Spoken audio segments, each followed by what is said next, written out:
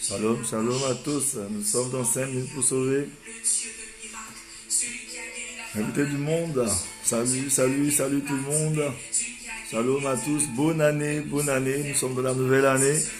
5 minutes pour sauver continue toujours. C'est l'émission que le Seigneur nous a donnée. Nous allons célébrer le Seigneur. Nous allons nous parler aujourd'hui. Le Seigneur aimerait parler à son peuple.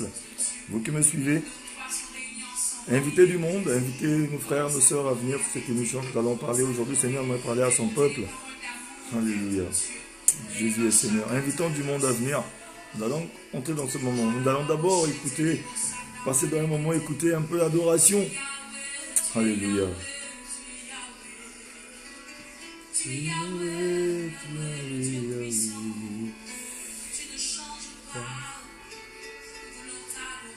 Alléluia. Tu ne changes pas, Jésus. Adorons Jésus. Il aime l'adoration de ses enfants. Shalom, shalom à tout le monde. Invité du monde, nous allons nous exhorter aujourd'hui. Nous allons parler autour d'un thème qui est important, que le Seigneur nous a donné. C'est un thème, nous allons parler un peu de l'endurcissement. L'endurcissement de cette génération. Alléluia.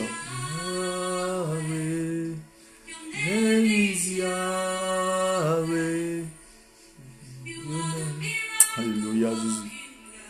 Your name is Yahweh. There is Yahweh. Ton nom est Yahweh.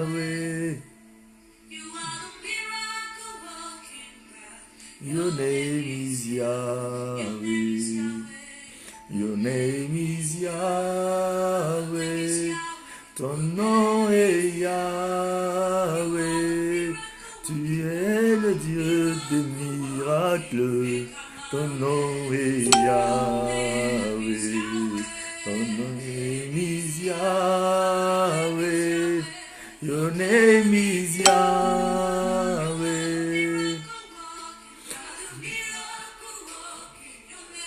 Your name is Yahweh. Ton nom est Yahweh. Ton nom est Yahweh. Tu es le Dieu des miracles. Ton nom est Yahweh. Ton nom est Jésus. Son nom est Jésus. Il est le Dieu des miracles. Ouais, son nom c'est Jésus. Son nom est Yahweh. Il est le Dieu des miracles. Alléluia. Yahweh. Tu es le Dieu des miracles. Il est le Dieu des miracles. Son nom est Yahweh. Yahweh. Il ne change pas, ce Dieu-là. Il est le même hier, aujourd'hui et éternellement. Nous sommes dans 5 minutes pour sauver. Toi qui suis cette émission avec moi, aujourd'hui nous sommes en train de parler d'un Dieu qui est vivant. Nous allons parler d'un Dieu qui est puissant, un Dieu qui ne change pas, qui est le maître des temps et des circonstances. Ce Dieu-là qui est le même hier, qui est le même aujourd'hui et qui est le même demain. C'est qu'il ne sera pas le même, mais il est le même. Parce que le plus souvent, vous savez que nous avons l'habitude de dire qu'il est le Dieu de demain. Il est le Dieu qui opère le miracle que demain. Non, il est le Dieu qui opère le miracle même maintenant. Alléluia. Your name is Yahweh. Alléluia, Jésus. Your name is Yahweh. Son nom est Jésus. Ton nom est Yahweh. Tu es le Dieu des miracles. Son nom est Yahweh. Son nom est Yahweh. Son nom est Yahweh. Il est le Dieu tout-puissant. Son nom est Yahweh. Son nom est Yahweh. Son nom est Yahweh. De miracles, son nom est Yahweh. Yahweh.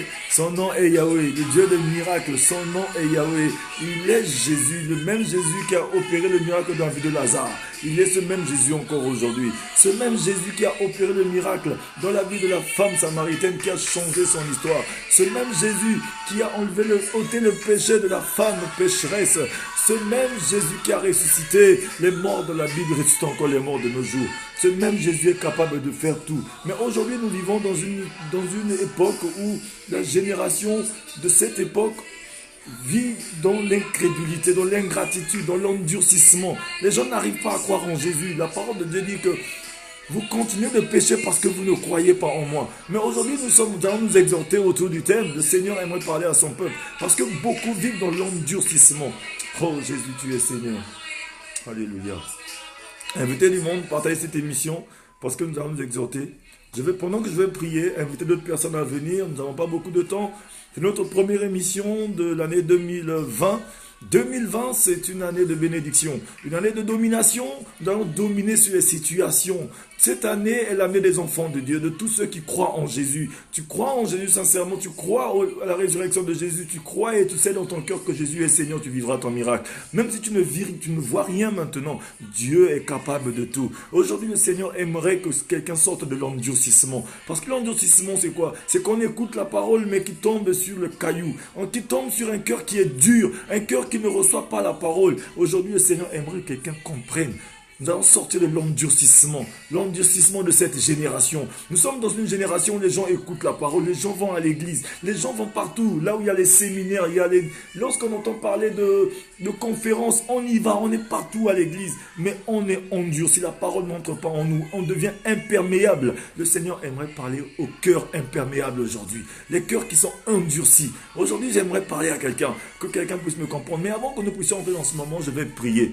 Shalom à vous tous qui êtes déjà là, que le Seigneur vous bénisse, je vous aime, bonne année à vous tous, bonne année à tout le monde, je rends grâce à Dieu pour votre vie.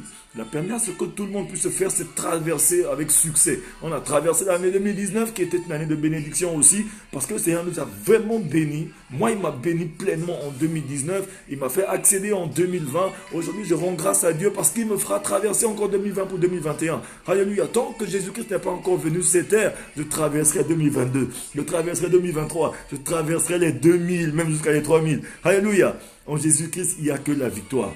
Mais toi qui es avec moi aujourd'hui, nous allons prier. Nous allons prier pour entrer dans ce message. Partage, invite d'autres personnes aussi à venir, je vais prier. Éternel Père de gloire, Père très saint, je te loue, je te rends grâce et je te bénis. Ton nom est Yahweh. Ton nom est au-dessus de tout dit non. C'est toi qui as tout créé par ta puissance. Tu soutiens tout par ta puissance. Tu as tout créé. Personne n'était avec toi pendant que tu créais. Tu es souverain. Tu décides toutes choses selon le conseil de ta volonté. Voilà pourquoi aujourd'hui nous voici dans ta présence. Je te présente cette émission 5 minutes pour sauver. Je présente mon frère, ma soeur, toute personne derrière son téléphone, derrière un ordinateur en train de suivre ce message. Bénis tout un chacun de nous. Que la paix de Jésus-Christ soit dans le cœur de tout un chacun de nous. Que cette émission apporte la joie, la paix, le réconfort à quelqu'un pendant ce moment. Que ta joie soit parfaite dans le cœur de tout un chacun de nous. Parce que tu veux que tout le monde soit sauvé. Tu veux qu'aucune personne, papa, ne meure dans le péché. Parce que tu veux un Dieu d'amour. Aujourd'hui, ton amour se répand dans cette émission, dans le cœur de quelqu'un. Merci pour ta grâce. Je remets cette émission entre tes saintes mains. Que tout soit rien que pour la gloire du nom de Jésus. Esprit du Dieu vivant, éclaire-nous et conduis-nous. Nous t'avons ainsi prié. Amen. Amen, mon frère. Amen, ma soeur. Je crois que nous allons entrer dans notre émission. Le thème que nous avons mis, pour ceux qui sont venus un peu en retard, pour marquer même ce thème pour les personnes qui viendront derrière, nous allons marquer ce thème, nous avons dit, ce thème c'est l'endurcissement de cette génération. L'endurcissement de cette génération. Pourquoi le Seigneur nous a inspiré ce thème de l'endurcissement de cette génération? C'est que cette génération, nous vivons dans une génération où aujourd'hui, vous voyez, c'est-à-dire que nous sommes de la génération Jésus. Bien sûr, tout le monde sait que Jésus-Christ est mort à la croix de Golgotha, son sang a coulé et que tout le monde est enfant de Dieu. Ça, tout le monde le sait. Tout le monde sait que Dieu a tout créé. Tout le monde sait que Dieu, il est omniscient, omniprésent, omnipotent. On sait tout ce qu'il y a dans la parole. Même ceux qui ne vont pas à l'église le savent. Tout le monde sait que Jésus-Christ reviendra. On le sait, c'est vrai. Mais le problème qui se pose entre ce qu'on sait et ce qu'on fait, il y a un fossé. C'est ça, là maintenant l'endurcissement va se mettre ici. Jésus-Christ a dit dans la parole de Dieu dans le livre de Jean 15 à partir du verset 7, qu'il est avantageux pour vous que je m'en aille afin que le Saint-Esprit vienne en vous. Parce que le Saint-Esprit a pour rôle de nous convaincre de péché, de justice et de jugement. Alléluia. Donc aujourd'hui vous voyez, le Saint-Esprit est venu en nous pour nous éclairer. Le Saint-Esprit est venu en nous pour nous montrer comment suivre Jésus. Parce que Jésus a dit, vous continuez de pécher parce que vous ne croyez pas en moi. C'est pas que nous refusons de croire en Jésus. On ne refuse pas de croire en Jésus. Mais le problème qui se pose pour croire en Jésus, pour croire à tout ce qui est inscrit dans la parole de Dieu, nous avons besoin du Saint-Esprit. Nous avons besoin du soutien du Saint-Esprit. Parce que le Saint-Esprit de Dieu, c'est l'esprit de connaissance. C'est l'esprit de sagesse. C'est l'esprit d'intelligence de Dieu. C'est que sans le Saint-Esprit, on va essayer de croire en Dieu, on n'y arrivera pas. Parce que la parole nous dit même dans le livre de 1 Corinthiens, je crois 12, verset 3, si je ne me suis pas trompé, la parole de Dieu dit, nul ne peut dire que Jésus-Christ est Seigneur si le Saint-Esprit ne lui a mis dans la bouche ni dans le cœur. C'est-à-dire que si aujourd'hui nous arrivons à dire Jésus-Christ est Seigneur, c'est parce que le Saint-Esprit est passé par là. Alléluia. C'est pourquoi aujourd'hui, vous voyez, nous sommes en train de nous tromper, nous allons partout dans les réunions de prière, beaucoup vont dans les conférences, partout, il y a un grand homme de Dieu qui arrive, on est là, on apprend qu'il y a un séminaire par-ci, l'évangélisation, on est partout. Dans toutes les activités chrétiennes, il y a les concerts religieux, un peu partout, on est là. Mais qu'est-ce qui se passe? Pourquoi notre cœur est si dur? On arrive à nous-mêmes, lorsqu'on est chez nous, on se rend compte qu'on n'arrive pas à aimer Dieu. Parce que vous savez pourquoi on n'arrive pas à aimer Dieu? C'est parce qu'on a un cœur endurci. C'est cet endurcissement-là que Jésus aimerait que nous puissions partager afin que les enfants de Dieu puissent comprendre pourquoi on a le cœur endurci. Il y a beaucoup d'enfants de Dieu aujourd'hui qui sont endurcis dans leur cœur. Même sans le savoir, ils ne savent pas qu'ils sont endurcis. Et ça fait que croire en Dieu devient difficile. Croire au miracle devient difficile. Vous voyez, si nous faisons un tour dans le livre de Hébreux 6 à partir du verset 1, jusqu'en descendant, nous allons voir, il y a les 6 fondements de la vie chrétienne qui sont ici. Lorsqu'on nous dit, le premier fondement, c'est le renoncement aux œuvres mortes. Nous devons renoncer aux œuvres mortes, parce que le renoncement aux œuvres mortes, ça veut dire que renoncer à tout ce que nous avons. Ça veut dire que soit sans Jésus, ça veut dire que tout ça, nous devons renoncer à tout ce que nous avons fait en bien et en mal sans Jésus-Christ.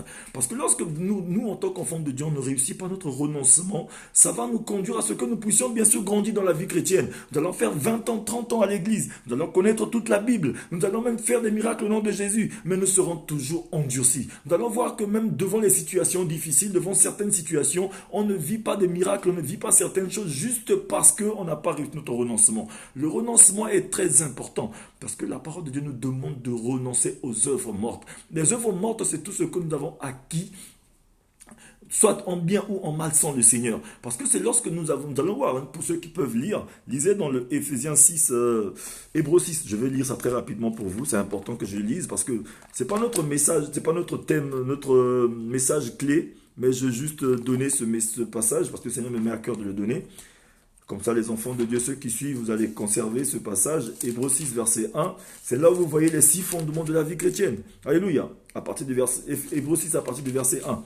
Qui nous dit ceci. C'est pourquoi, laissons les bases de l'enseignement relatif au Messie, tendant vers la maturité sans avoir à reposer le fondement du renoncement aux œuvres mortes de la foi en Dieu. Ça veut dire que lorsque nous ne réussissons pas notre renoncement aux œuvres mortes, nous ne pouvons pas avoir une bonne dose de foi. Parce que le premier fondement, c'est le renoncement, c'est la repentance sincère. Là où nous renonçons aux œuvres mortes. Et c'est ça qui nous conduit au deuxième fondement qui est la foi en Dieu. Alléluia. Mais aujourd'hui, nous ne parlons pas des 6 fondements de la vie chrétienne. Aujourd'hui, nous sommes en train d'introduire, nous allons parler aujourd'hui de l'endurcissement. Mais le passage que nous allons prendre pour nous exhorter, pour ceux qui ont leur Bible, prenez la parole de Dieu dans le livre prenons le livre de Matthieu 12, à partir du verset 38. Matthieu 12, verset 38. Ceux qui ont leur Bible, ceux qui peuvent écrire même sur la page pour que d'autres personnes puissent entrer aussi en contact. Alléluia. Matthieu 12, verset 38. Je vais lire la parole du Seigneur. Matthieu 12, verset 38 nous dit ceci. Je lis la parole. Alors, quelques-uns des spécialistes de la loi et des pharisiens prirent la parole et dirent, « Maître, nous voudrions voir un signe miraculeux de ta part. » Il leur répondit, « Une génération mauvaise et adultère réclame un signe miraculeux. Il ne lui sera pas donné d'autre signe que celui du prophète Jonas. En effet, de même que Jonas fut 3 jours et 3 nuits dans le ventre d'un grand poisson, de même le Fils de l'homme sera 3 jours et 3 nuits dans la terre. Lors du jugement, les habitants de Ninive se lèveront avec cette génération et la condamneront parce qu'ils ont changé d'attitude à la prédication de Jonas. Or, il y a ici plus que Jonas. Lors du jugement, la reine du Midi se lèvera avec cette génération et la condamnera parce qu'elle est venue des extrémités de la terre pour entendre la sagesse de Salomon. Or, il y a ici plus que Salomon. Nous continuons. Verset 43. Lorsqu'un esprit impur est sorti d'un homme, il va dans des endroits arides pour chercher du repos. Et il n'en trouve pas. Alors il dit, je retournerai dans ma maison d'où je suis sorti. À son arrivée, il la trouve vide, balayée et bien rangée. Alors il s'en va prendre avec lui 7 autres esprits plus mauvais que lui.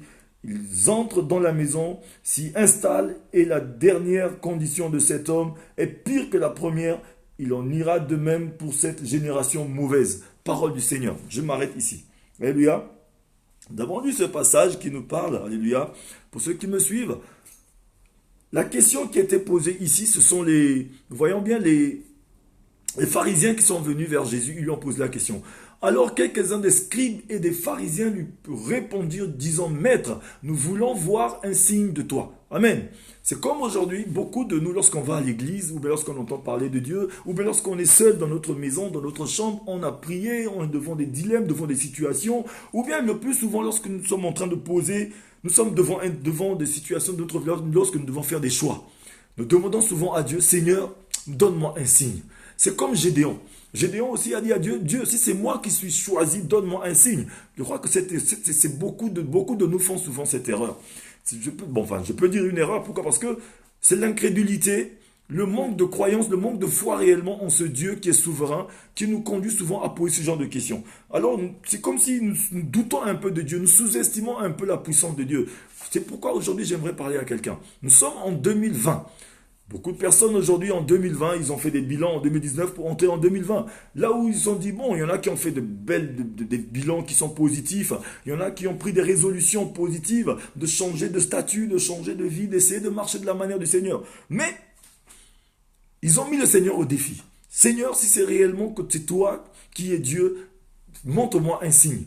Montre-moi un signe que bon, je vais me marier avec cet homme. Montre-moi un signe que ça, c'est ma femme. Montre-moi un signe que je vais faire ceci. Vous savez que souvent, on fait de mauvaises prières.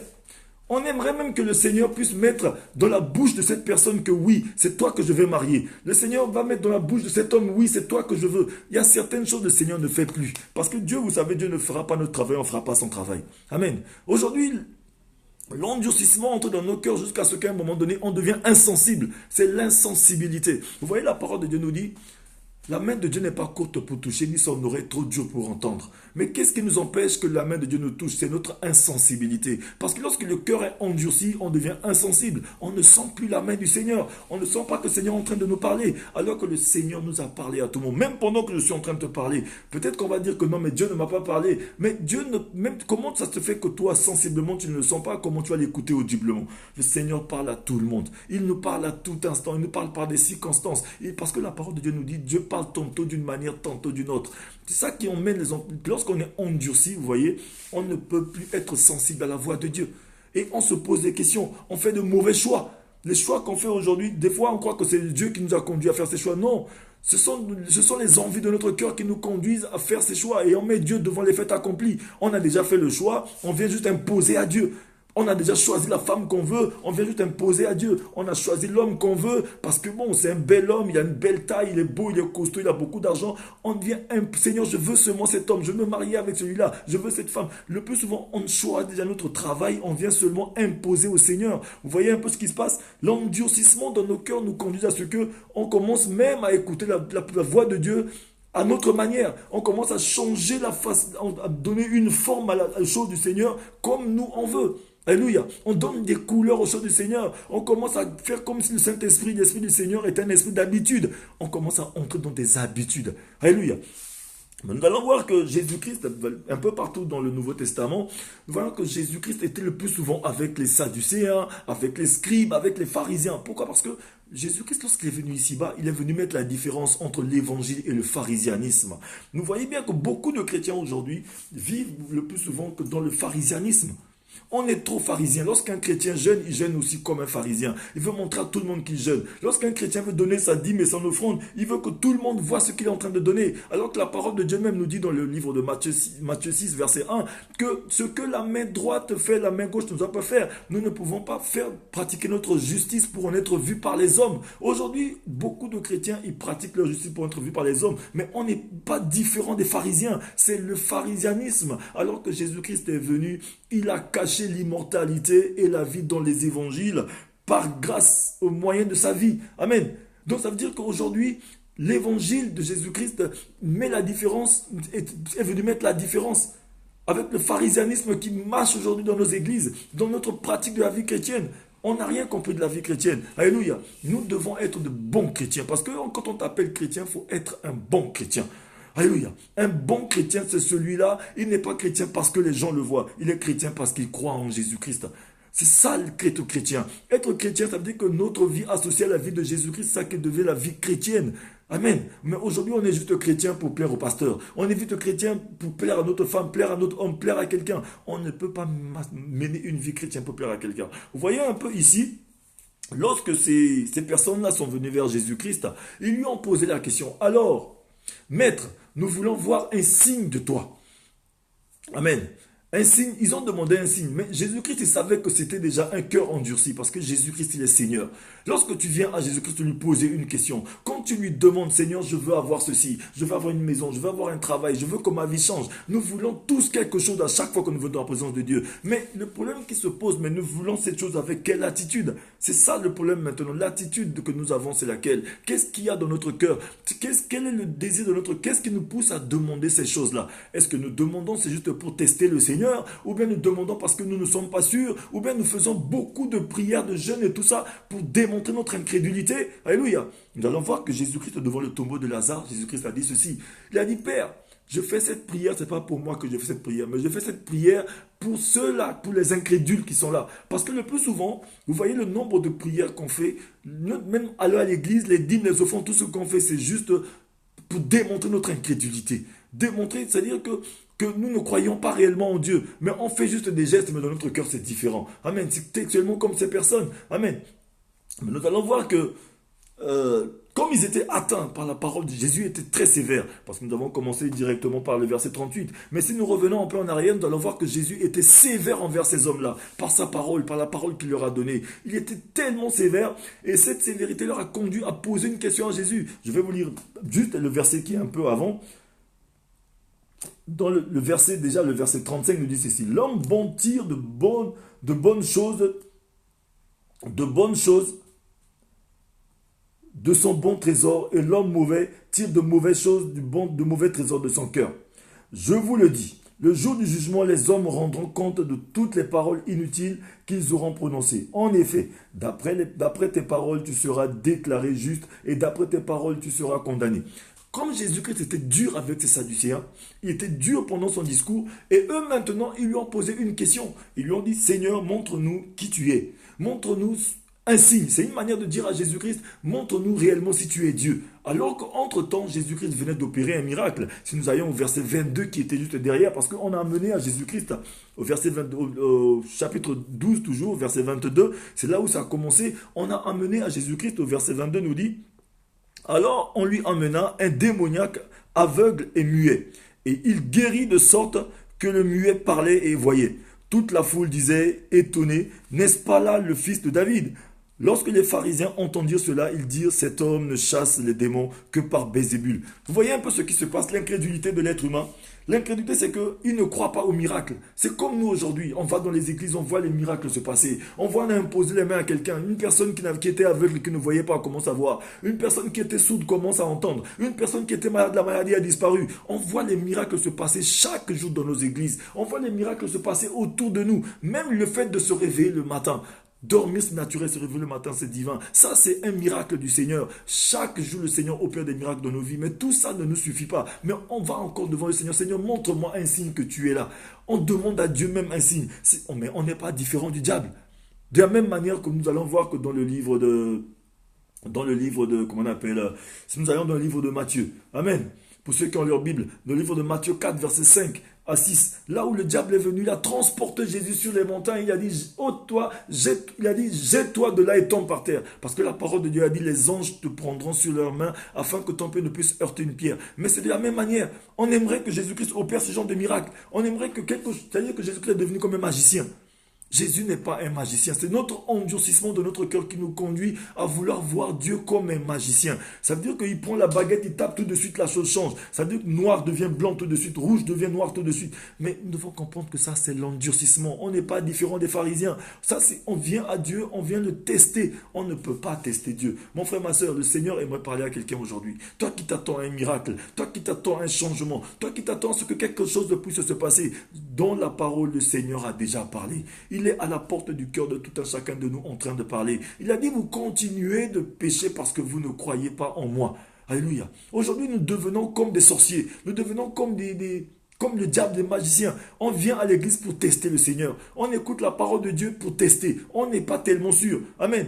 Parce que le sorcier, c'est celui-là qui vient à l'église avant d'entrer dans la présence de Dieu. Il dépose sa sorcellerie dehors. Lorsqu'il finit, il s'y sort, il prend sa sorcellerie. Alléluia. C'est un peu ce que nous sommes en train de faire. Quand on demande à Dieu, Seigneur, bénis-moi, mais on est en train de tester Dieu. Tu es allé à l'église, tu es allé à la présence de Dieu, on a prié pour toi, on t'a posé les mains. Mais lorsque tu rentres en toi-même, tu dis, est-ce que ce Dieu-là, est-ce qu'il est même capable? Parce que lorsque tu commences à douter même du serviteur de Dieu qui t'a imposé la main, lorsque tu doutes même de la personne qui a prié pour toi, tu as donné la dîme, tu as donné les offrandes, tu as fait les actes prophétiques, tu as jeûné, tu sors tu vas même dans les conférences, dans les concerts, mais tu rentres chez toi, mais tu n'es pas sûr. Mais tu n'es pas différent des pharisiens. C'est le pharisianisme qui continue. Tu n'es pas différent du diable qui a voulu tester Jésus-Christ. Amen.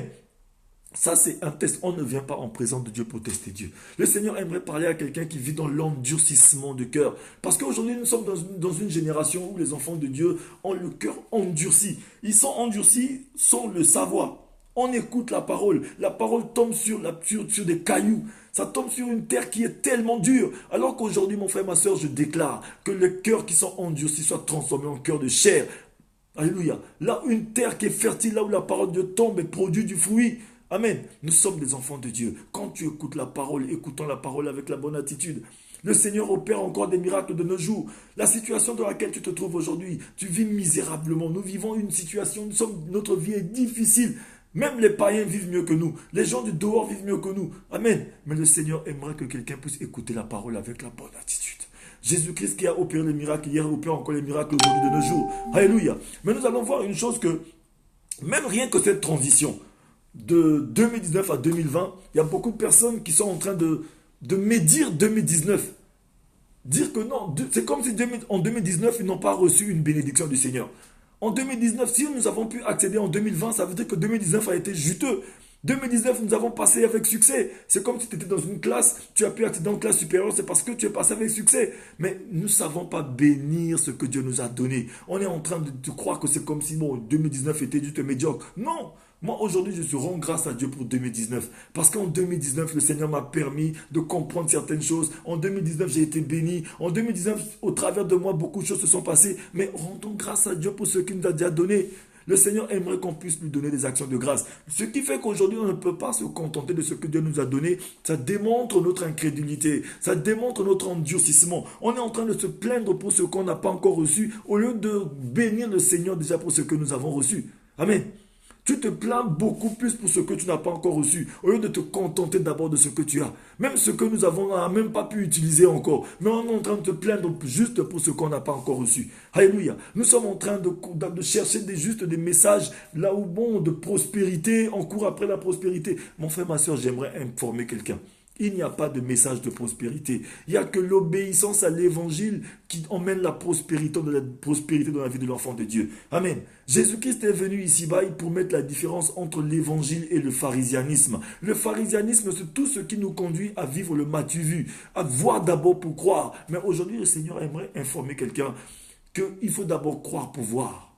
Nous devons opérer dans la dimension de la foi, croire pour voir. Nous ne marchons pas par la vue, mais nous marchons pas par la vue, mais nous marchons par la foi. Alléluia. Le Seigneur aimerait dire à quelqu'un, nous devons marcher par la foi.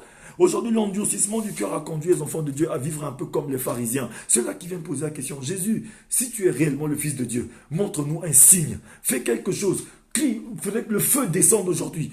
Quand on va à l'église, c'est souvent ce qui se passe. On aimerait que quelque chose se passe. Lorsqu'on voit que le pasteur impose la main, rien ne s'est passé. Non, ce pasteur n'est pas puissant. On est en train de chercher que les hommes de Dieu qui font des tourbillons à l'église, qui font des simagris, qui font des cinémas, les choses se passent. Ils vont prendre les gris-gris, les fétiches, ils viennent vous arnaquer à l'église. C'est ce qu'on aime. On aimerait voir, on court après les miracles. Alors qu'on oublie que le plus grand miracle, c'est ce que Dieu a déposé en nous, c'est la vie éternelle. Toi qui m'écoutes aujourd'hui, mon frère, ma soeur, le Seigneur aimerait qu'on sorte un peu de l'endurcissement du cœur. Alléluia. Nous allons continuer notre message.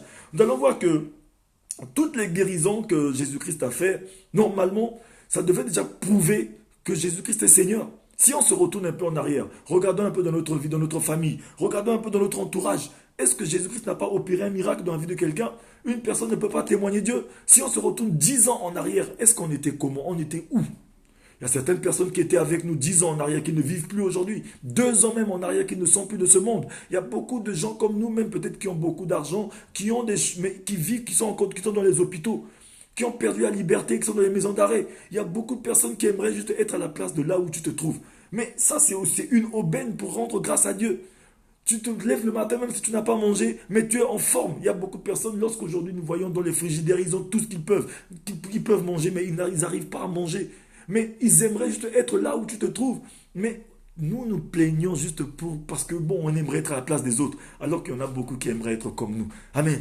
Tous les miracles que Jésus-Christ a opérés autour de nous, ça ne suffit pas pour qu'on puisse croire en Dieu, qu'on puisse l'élever, qu'on puisse le bénir. Vous savez que ce même Jésus qui a opéré le miracle hier, il opère encore le miracle de nos jours. Le Seigneur aimerait que nous puissions cultiver aussi la patience, l'endurcissement du cœur. Aujourd'hui, nous sommes dans une génération où les gens ne croient plus en Dieu. Les gens ne croient qu'aux choses de ce monde. Les gens courent juste après les miracles. Les gens veulent juste vivre au jour le jour. Alors que vous savez que Jésus-Christ a prévu quelque chose de merveilleux pour vous. Il a dit, je connais les projets que j'ai formés pour vous. Ce ne sont pas des projets de malheur. Le Seigneur aimerait que nous soyons patients. Amen. Nous allons voir que nous, aujourd'hui, en tant qu'enfants de Dieu, si nous allons à partir du verset 39, nous allons continuer notre message. Jésus leur répondit ceci. Une génération mauvaise et adultère réclame un signe miraculeux. Il ne lui sera pas donné d'autre signe que celui du prophète Jonas.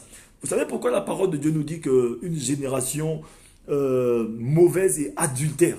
Pourquoi le Seigneur va nous dire ça? Nous sommes de cette génération où aujourd'hui nous vivons dans le désordre spirituel. Là où on est un peu chez le marabout, excusez-moi, on est un peu chez les marabouts, on est un peu chez les féticheurs, on est un peu avec les sorciers, on a un petit grimba aussi à la maison, un petit gris-gris, un petit truc qu'on s'est attaché là, attaché au rein.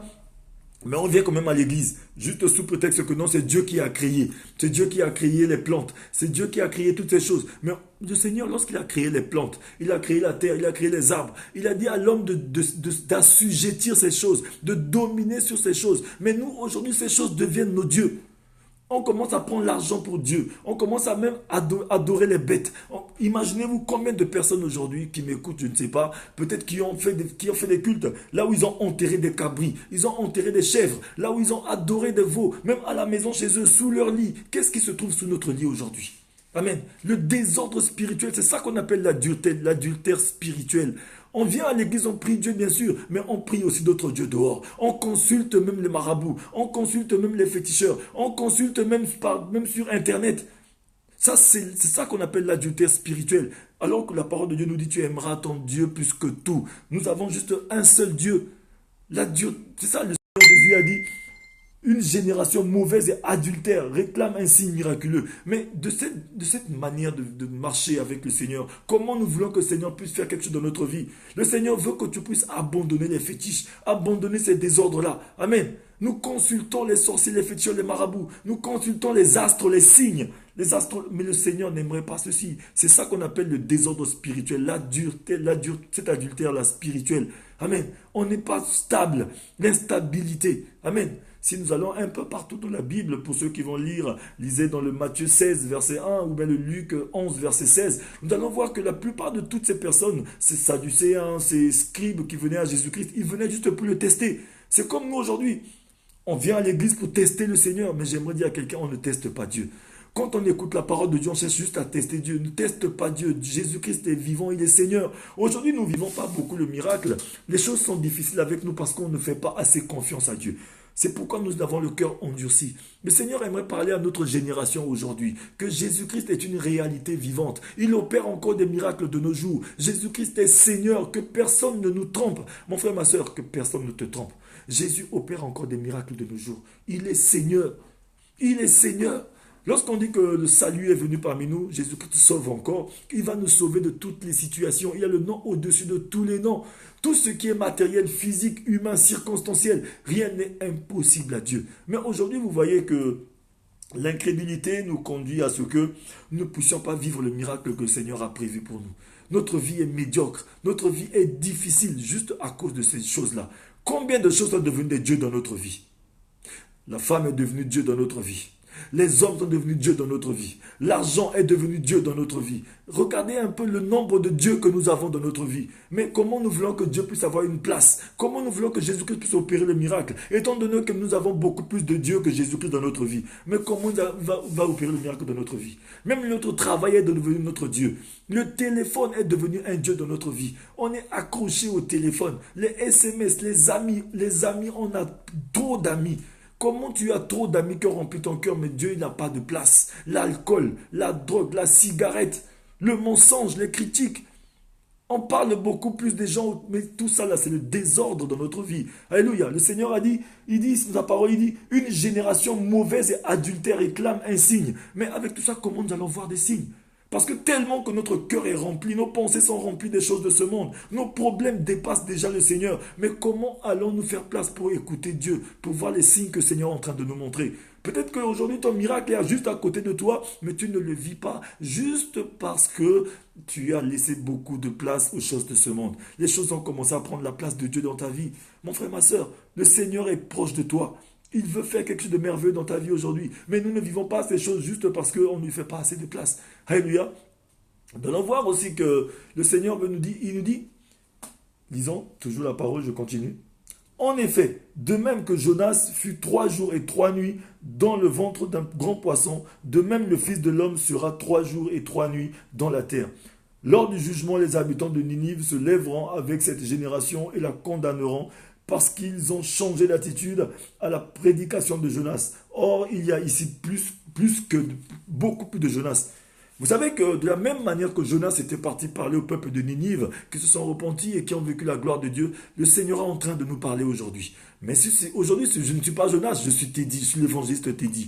Mais il y a beaucoup de pasteurs, beaucoup d'hommes de Dieu sur Internet, un peu partout, qui parlent de la même manière. Le Seigneur aimerait que nous puissions revenir à lui. Revenons à Dieu. Par la repentance, par le renoncement, l'endurcissement de nos cœurs. Nos cœurs sont endurcis. Lorsqu'on parle d'endurcissement de cœur, beaucoup vont dire que non, nous aussi on a la parole, on connaît, on sait tout. Mais tout ce qu'on sait, qu'est-ce qu'on fait de ce qu'on sait? Alléluia. La parole de Dieu nous dit que la foi vient de ce qu'on entend, de ce qu'on continue à entendre, de ce qu'on finit par comprendre, de ce qu'on a entendu de la parole de Dieu. Aujourd'hui, l'endurcissement de notre cœur nous emmène à ce qu'on ne puisse pas vivre le miracle. On vit une vie médiocre, une vie difficile, alors que le Seigneur nous a appelés à vivre une vie meilleure. Alléluia. Aujourd'hui, mon frère, ma soeur, nous sommes dans 5 minutes pour sauver. Le Seigneur aimerait sauver quelqu'un de l'endurcissement du cœur, de cette génération qui est perverse, cette génération qui ne court qu'après les choses de ce monde, cette génération qui ne court qu'après les femmes, cette génération qui court qu'après les hommes, cette génération qui regarde beaucoup plus au monde qu'à Dieu. Alléluia. Ce monde est en train de nous dérouter. Dans ce pays, par exemple, ici en France, on dit que ce pays, c'est un pays des femmes et des enfants. Alléluia. Ça fait qu'aujourd'hui, beaucoup de personnes ne croient plus en Dieu. Alors que non, ce pays est le pays de Dieu. Amen. Toi, mon frère, ma soeur, tu as ta place aussi dans ce pays. La parole de Dieu nous dit, là où tu foules de ton pied, ton Dieu te donne un héritage. C'est ton héritage. Mais pour que tu puisses jouir de ton héritage, mais il faudrait que tu sois accroché à celui qui t'a donné l'héritage. Alléluia. Il a dit, je me laisserai trouver par celui qui me cherche sérieusement et sincèrement. Est-ce que tu es sincère dans ton cœur? Ou bien tu viens à Dieu à moitié et tu viens le tester? Parce que vous savez que avec Dieu, il n'y a pas de demi-mesure. Mon frère, ma soeur, il n'y a pas de demi-mesure avec Dieu. Le Seigneur aimerait qu'aujourd'hui tu puisses tout lâcher. Libère-toi, soumets-toi entièrement à Dieu et résiste au péché. Et approche-toi de Dieu, il s'approchera de toi davantage. Nous sommes dans 5 minutes pour sauver. Je crois que je vais m'arrêter ici. J'ai juste introduit l'endurcissement de cette génération. Nous sommes tous de la génération Jésus. Jésus-Christ est le premier-né de cette génération. Il s'est sacrifié à la croix pour nous, afin que nous puissions avoir la vie que nous avons aujourd'hui. Mon frère, ma soeur, j'aimerais dire à quelqu'un, nous sommes en 2020. En 2020, ta vie ne doit plus jamais être la même chose comme en 2019. Tu dois changer. Nous devons changer parce que Dieu veut répandre par nous l'odeur de la connaissance de Jésus en tout lieu, parmi nos amis, dans nos milieux, dans nos lieux de travail. Alléluia. Aujourd'hui, voyez-vous un peu, les patrons ont peur d'embaucher les chrétiens. Si on t'appelle chrétien, il faudrait que quelqu'un soit en mesure de glorifier Dieu au travers de ta vie, mon frère, ma soeur. Mais aujourd'hui, les gens ont beaucoup plus peur des chrétiens que des gens de ce monde. Amen. Alors que nous, partout où on est, on a le ministère de la réconciliation en nous. Là où on arrive, on devait réconcilier les autres. Mais alors que c'est nous qui divisons beaucoup plus les autres. C'est nous qui divisons les églises. C'est nous qui divisons nos parents, nos amis. On divise les gens autour de nous. Amen. On dit bien sûr la vérité, mais on dit est-ce que pour gagner quoi? On devient des personnes mécréantes, des médisants. On médit beaucoup. C'est pourquoi la parole de Dieu nous dit, à partir du verset 39, là je me suis arrêté, dit une génération mauvaise et adultère comme nous réclame un signe miraculeux. Il ne lui sera pas donné d'autres signes. Aujourd'hui, le Seigneur ne nous donne plus de signes. On ne se voit plus de signes. Pourquoi? Parce que nous sommes une génération mauvaise et adultère. On est trop mélangés. On mélange le Seigneur avec du n'importe quoi. Le Seigneur ne peut pas être mélangé. Il est pur, il est saint. La parole de Dieu, c'est la sainteté. Dieu, c'est toute la sainteté. Il n'est pas mélangé. Il n'aime pas être mélangé. Mon frère, ma soeur, il n'est pas tard. Si tu écoutes encore la voix du Seigneur, nous sommes dans 5 minutes pour sauver. Il est le Dieu Tout-Puissant. Il est celui qui opère encore les miracles de nos jours. C'est pourquoi aujourd'hui, mon frère, ma soeur, j'aimerais que quelqu'un qui a écouté ce message puisse ramener son cœur à Dieu. Alléluia. Ramène ton cœur à Dieu. L'endurcissement de cette génération. Cette génération, moi je dirais que cette génération, on n'est pas mauvais. On écoute la parole, bien sûr, mais c'est juste l'endurcissement. On écoute la parole, on va à l'église, tout le monde reçoit la parole, tout le monde a écouté un brin de parole quand même. Mais qu'est-ce qu'on fait de la parole qu'on reçoit? Aujourd'hui, le Seigneur est en train de te parler. Ne te dissocie pas de cette parole. D'autres disent, bon, ça ne me concerne pas. Ça concerne que celui-là. Ça concerne tout le monde. La parole de Dieu dit, car tous ont péché, tous sont privés de la gloire de Dieu. Le Seigneur veut te faire du bien aujourd'hui, mon frère, ma soeur. Alléluia. Mais je vais prier. Nous allons continuer cet enseignement, si le Seigneur nous fait grâce, de l'endurcissement du cœur. Le Seigneur aimerait nous faire du bien. Mon frère, ma soeur, Dieu, il t'aime. Il a un plan merveilleux pour toi. Il veut changer ton histoire. Je vais prier avec toi. Nous allons prier. Je vais prier. Oui, éternel, mon Dieu, mon roi, je prie pour mon frère, ma soeur, pour toute personne qui a suivi ce message. Seigneur, tu nous aimes tant, Jésus. Tu es venu ici-bas pour mettre la différence entre l'évangile et le pharisianisme. Dieu Tout-Puissant, tu as caché la vie et l'immortalité dans les évangiles. Par grâce, tu nous l'as donné. Tu as fait de nous une nation sainte, un peuple béni, un peuple mis à part. Aujourd'hui, Seigneur, ton peuple a écouté ta parole. Bénis toute personne qui a suivi ce message. Que transforme les cœurs de pierre en cœurs de chair, afin que cette parole puisse tomber sur la bonne terre pour germer. Tu es le Dieu de toute grâce. Saint-Esprit de Dieu, tu connais le point de tout un chacun de nous. Brise la malédiction sur la vie de quelqu'un. Nous sommes en 2020. Que tous ceux qui étaient malades puissent retrouver la santé. Que tous ceux qui vivent n'importe quelle situation puissent vivre le miracle. Car Jésus-Christ opère encore le miracle de nos jours. Que ce soit le cancer, que ce soit le sida, que ce soit n'importe quelle maladie. Aujourd'hui, je détruis cette maladie au nom de Jésus. Que cette personne qui vit une situation, quelle que soit la situation, puisse vivre son miracle au travers de cette prière. Mets ta main sur ta poitrine. Seigneur, guéris le cœur de quelqu'un, guéris la jambe de quelqu'un, guéris le maux de tête, guéris la situation financière de quelqu'un, brise la malédiction sur la vie de quelqu'un au travers de cette prière. Seigneur, je sais que tu opères encore les miracles. Ton Esprit Saint qui était avec Jésus-Christ à la résurrection, s'il vit en nous, il ressuscite tout notre corps mortel. Ressuscite le corps de quelqu'un qui est mort. Que ce soit la faiblesse sexuelle, que ce soit n'importe quelle sorte de situation. Guéris cela, Jésus, car c'est toi notre guérisseur. Dieu qui rétablit toutes les brèches. Que toute la gloire te soit rendue. Je t'ai ainsi prié ce soir au nom de Jésus-Christ. Amen. Amen, mon frère et ma soeur. Toi qui as suivi ce message, que le Seigneur te fasse du bien ce soir. Alléluia. Le Dieu de miracles. Alléluia, c'est Jésus. Alléluia. Alléluia. Son nom est Yahweh. Son nom est Yahweh. Le Dieu de miracles. Son nom est Yahweh. Son nom est Yahweh. est Yahweh, le Dieu de miracles, son nom est Yahweh. Soyez tous bénis, je vous aime.